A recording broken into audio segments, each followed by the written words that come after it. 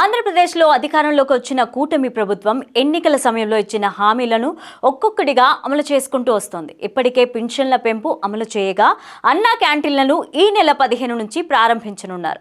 అయితే super six పథకాలకి సంబంధించి ప్రభుత్వం కసరత్తు చేస్తున్నట్లు తెలుస్తోంది. ముఖ్యంగా మహిళలకు ఇచ్చిన హామీల అమలుపై ఫోకస్ పెట్టారు నేతలు. ముందుగా ఉచిత బస్సు ప్రయాణం ఆగస్టు 15 నుంచి ప్రారంభించాలని భావిస్తున్నారట. ఇక ఇప్పటికే దీనిపై కొందరు మంత్రులు ప్రకటన కూడా చేసేశారు. అలాగే ఆడబిడ్డ నిధికి సంబంధించి కూడా ప్రభుత్వం కసరత్తు చేస్తున్నట్లు సమాచారం. ఈ హామీలతో పాటుగా మహిళలకు ఇచ్చిన మరో హామీ ఏడాదికి ఉచితంగా 3 సిలిండర్లు. ఈ పథకానికి సంబంధించి ప్రభుత్వం విధి విధానాలను రూపొందించే పనిలో బిజీగా ఉన్నట్లు తెలుస్తోంది. రాష్ట్ర వ్యాప్తంగా 1.30 కోట్ల తెల్ల రేషన్ కార్డులు ఉన్నాయి.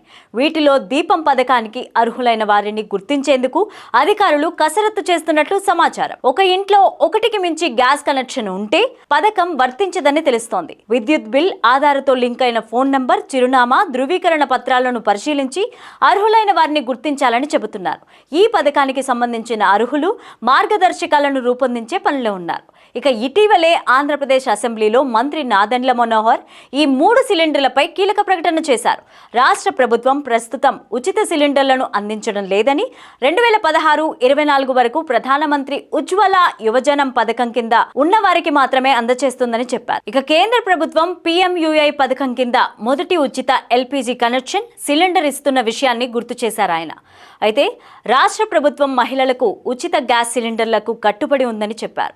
త్వరలోనే వివిధ శాఖలతో చర్చించి ఉచిత గ్యాస్ సిలిండర్ గురించి త్వరలో నిర్ణయం తీసుకుంటామని ఆయన చెప్పుకొచ్చారు. ఇక మరోసారి వివరాలు తెలియజేస్తామని అన్నారు. సూపర్ సిక్స్ పథకాల్లో భాగంగా మహిళలకు ఆడబిడ్డ నిధి, ఉచిత బస్సు ప్రయాణం, 3 ఉచిత గ్యాస్ సిలిండర్ల వంటి హామీలు ఇచ్చారు. అయితే ఏడాదికి 3 ఉచిత గ్యాస్ సిలిండర్ల పథకాన్ని తెలంగాణ, కర్ణాటకలో అమలు చేస్తున్నారు. ఏపీ ఎన్నికల కంటే ఏడాదికి ముందే హామీ ఇచ్చారు. సూపర్ సిక్స్ పథకాల్లో ఇది కూడా ముఖ్యమైన హామీ. దీంతో ప్రభుత్వం ఈ హామీని నెరవేర్చే పనిలో బిజీగా ఉంది. ఇప్పుడు ఆ దిశగా కసరత్తులు మొదలుపెట్టింది.